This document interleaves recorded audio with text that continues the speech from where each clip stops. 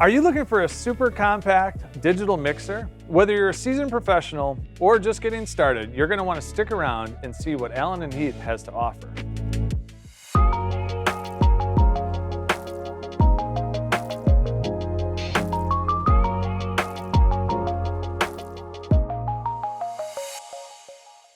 Hi, I'm Keith from A&H Heath. And it's Redbeard here from AudioViz. And today we're going to introduce you to the CQ series of mixers from A&H Heath. Keith, you want to give us some details? Sure. So this is our range of compact digital mixers with 96K processing and a bunch of cool features that allow you to mix smarter with tools and assistants that help you during setup time and also throughout mixing. Sound better with A&H Heath processing and our build, and also to work faster with things like quick channels. Could you give us a rundown on all the different models in the series? Yeah, absolutely. So we'll start over here with the 12T. This is the cutest model in the range, really. It's got 10 mic or line inputs. Are these preamps new for the console, or are they something? So these are 96K preamps to go with the console. And just like all of our preamps, we go for a very full, clear sound. Awesome. I really dig that because it allows me to use the processing in the mixer to kind of color what and shape what I'm doing as a mixer and an engineer, versus having a preamp that's got a certain tone to it that I might not necessarily like for performance. So that's awesome. Yeah, I also see that there's combi jacks on here. Yeah, so you can use these for line inputs. So the first 5 are XLR, and then the next 5 can be used for XLR or jack. So you can use them for line level signals as well. Excellent. There's also dedicated balanced stereo jack input on 1/4 inch. And for outputs on the 12T, we've got 6 independent monitor outputs on TRS, plus the main left-right on XLR. Can these monitor outs be used in stereo? Yeah, so you can pair those up if you want to use them for stereo in-ears. Awesome. So you can have 3 stereo or 6 mono. Exactly, or a combination. Okay, yeah. Excellent. Moving on to the 18T, this is really the flagship of the range. So with the 18T, you get 16 mic or line inputs, half of which are on combi again. You get that dedicated stereo input, 6 independent monitor outputs again on TRS, with the main outs on XLR. On the 18T, you also get a secondary headphone output. So that's really cool in a production environment, for example. You might be recording and you've got your ears, but you might be recording a talent. You could give them a separate mix, or it could be used on stage. You could have 2 wired IEMs being run off this unit. Awesome. And then we have the 20B, which is very much like the 18T, that's in a stage box rack mount kind of format. So again, you've got 16 mic or line inputs, half on combi. You actually get a secondary balanced TRS line level input. Okay, so 2 of those. Yeah, and the outputs are on XLR here. So you still got the 6 independent outputs. And actually 2 of the inputs here are high Z.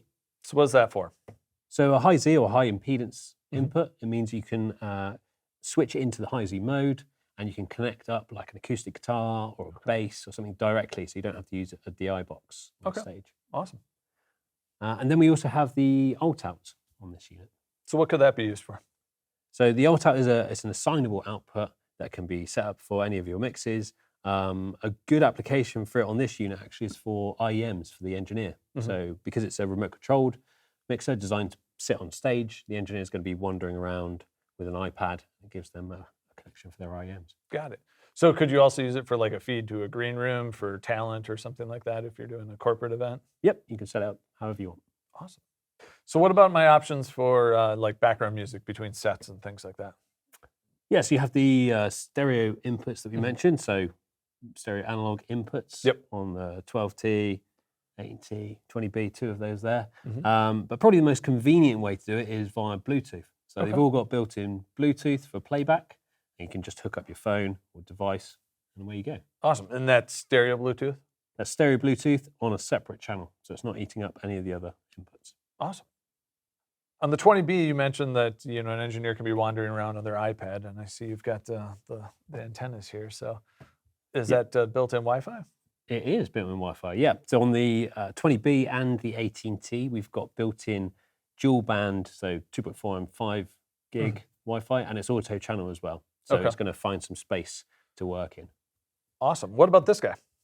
Yeah, so the 12T can also be controlled remotely, and actually all units have got a network jack or RJ45. Okay. in, so you can connect up to an external router or access point or an existing network, or you can actually connect directly up to a computer. So the app's Via the available. network port? Yep. So you can connect up directly to a computer. The app will run on iOS, Android, Mac, and PC. Excellent. I also see that we have USB on here. What's that for? So there's a few digital connection options here around the network port. So as you say, there's USB-A. Okay. So you can use that for stereo recording or playback of audio, and it's also used for data, so data storage, sharing shows and scenes and data. Okay. The USB-B connection is for audio, so you can set that up to be either multi-channel, so you can hook it up to a DAW, do multi-channel recording and playback, or you can set it up for stereo use as well, actually. So that's really handy if you want to connect up to a device like a tablet or a phone, if you want to do some streaming, for example, and you just want to present only 2 channels to that device. Okay. I also see that there's a SD card on here. Yeah, so the SD card allows you to do multi-channel recording and playback direct to and from an SD card. You could do 16 channels at 96K, or you could do all of the channels on all of the units at 48K. Okay. That's really cool for things like virtual sound check. You can capture a live show. You could be in your rehearsal room and just be capturing everything that you're doing.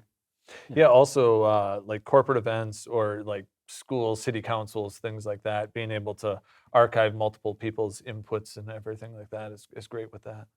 I see we have a couple of buttons on this guy that are lit up. What are those for? So these are soft keys. So you've got Okay. 3 soft keys here on the 12T. Those can be set up to different things depending on what you want to do. So it could be something like a mute for a channel, or it could be a tap tempo for a delay effects unit, or it could be, anything that helps you work faster. Okay, and I see you got that on the AT&T, but you also have some rotary encoders over here. How are those different? Yeah, so you've got the 3 soft keys, and then you get these 3 soft rotaries, which can also be set up for smart rotaries. So as soft rotaries, they can be set up for specific things. So it might be the ratio of a compressor, or it might be like the level of your money channel, or it could be, it could also follow you around with a selected mix. So it could be a send to an effects unit, depending on what you've got selected. Or as smart rotaries, they will follow you around as you're navigating different screens. So control aspects of the screen. Okay, so they change based on what you're doing on the screen. Yep. Okay. What about this guy? That doesn't have any keys. So with the 20B, and actually with all of the units, you do get these 3 soft keys in the app.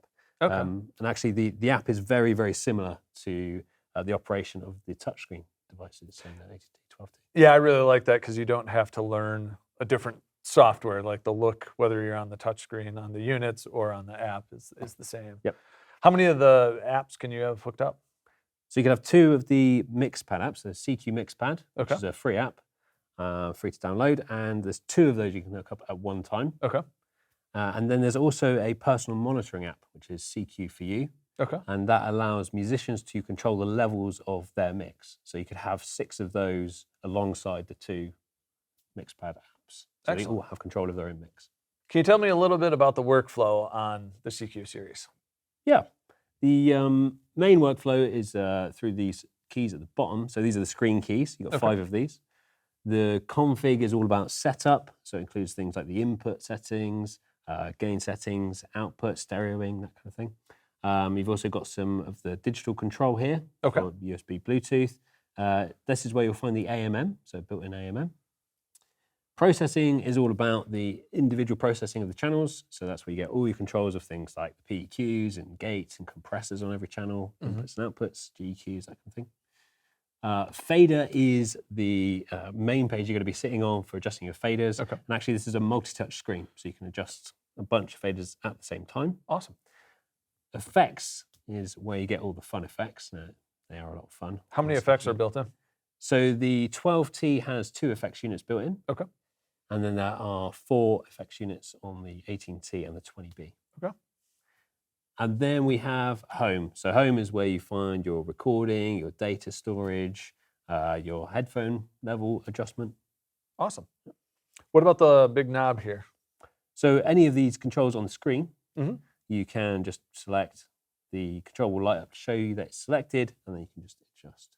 Okay, so like fader control, if I don't want to use the touch screen, I can tap it and use the large Yeah, knob. so most of the parameters, it's just a case of selecting them, adjusting them. Done. Awesome. You mentioned that there's a bunch of unique processing features in the CQ series. Do you want to give me a quick overview of what those are?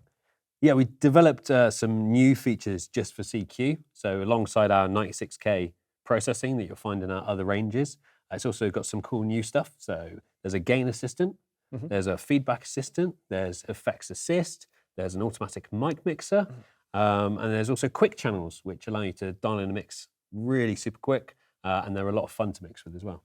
One thing that strikes me on these is the build quality. It's impeccable. So what are you guys doing different than some of the competition that's out there? Yeah, as with all of our products, we're always striving for the highest build quality. There's all nitric connectors, everything's all nutted in and screwed in fully. But actually with CQ, it's an all metal construction as well. Okay. So it's rolled metal for the main chassis there, with reinforcement inside. And then these side cheeks are die cast. Oh, So no same as blow the molded handles. plastic on there. Nope, this is all metal.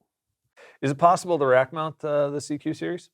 Yep, all models in the CQ range have rack mount kits available. So Okay. for a standard 19-inch rack unit, and they're just a couple of screws and away you go. If you don't want to rack mount them, or you don't need to rack mount them, and you just want to carry them around, there are also carry cases available. Okay. These are custom carry cases for each model, which have some space for your cables and accessories as well. Keith, thanks for giving us an overview on the CQ series of mixers from Allen & Heath. And for more information, reach out to us at audiobiz.com.